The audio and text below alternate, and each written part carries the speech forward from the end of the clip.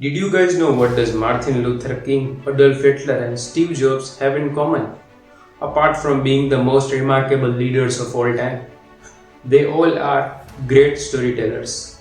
Let me tell you one story to show you the power of storytelling. So back then, after the World War I, the situation of Germany was so pathetic that even a small war or a disease can drag Germany 10 years back. But at the same time, Hitler started to get involved with the government and started delivering speeches.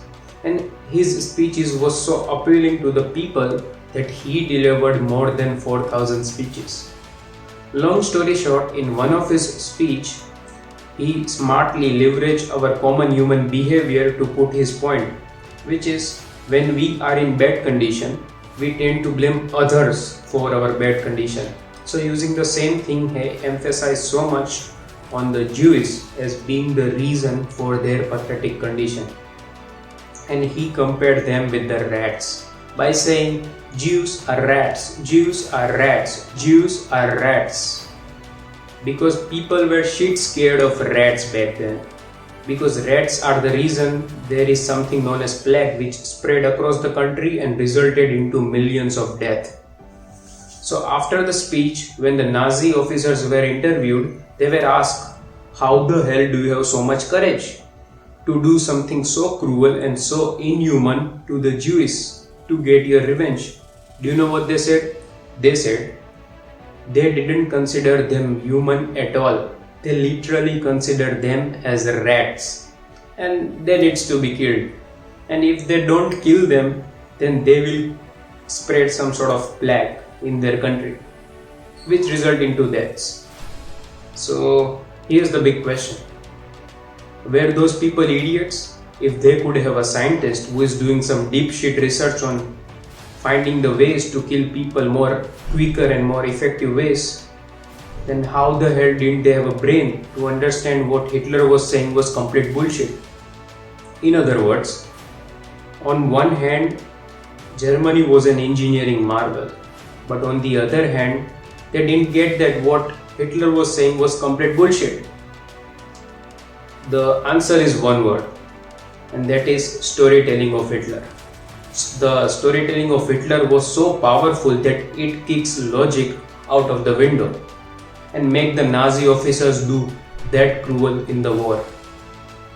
But not just in the past time, but in our today's world also. What is your web series, movies or drama if not less than a beautifully narrated story? You won't believe what wonders can a storytelling do to your life. It can help you excel in career, in day-to-day life or even in relationships. And I know everybody wants to be that person. And to help you do so, I am highly recommending you to read this book called Storyworthy by Matthew Dicks. It is one of the most engaging books I have ever read on this topic. And I know what you might be thinking. You might be thinking, why don't you just give us the summary instead of us going through the hard reading process of entire 370-page book?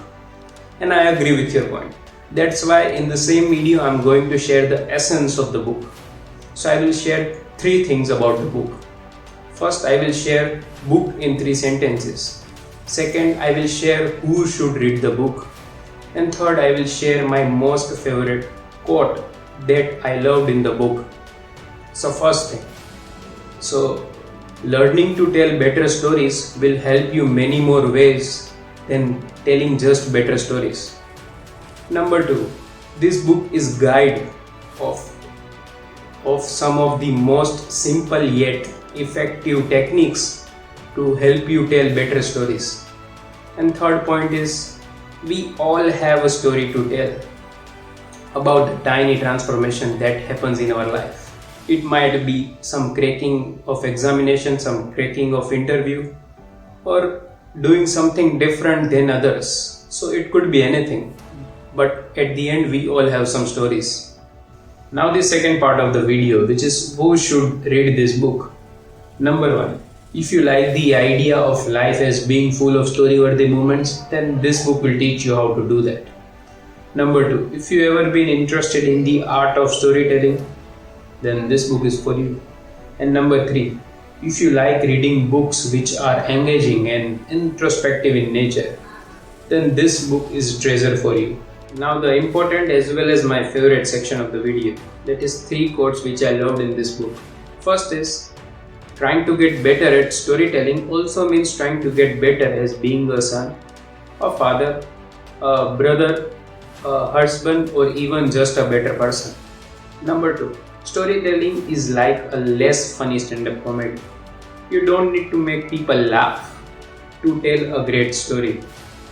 Number 3, you don't need to spend time in jails or crash into some windshield or jammed a gun against the side of your head to tell a great story. The simplest story about the smallest moments of our life are often the most compelling ones. That's all from my side today, guys. I hope you like this video and see the power of storytelling. For more such insightful stories and book reviews, please subscribe to my channel. I hope I will see you in the next one. Bye bye.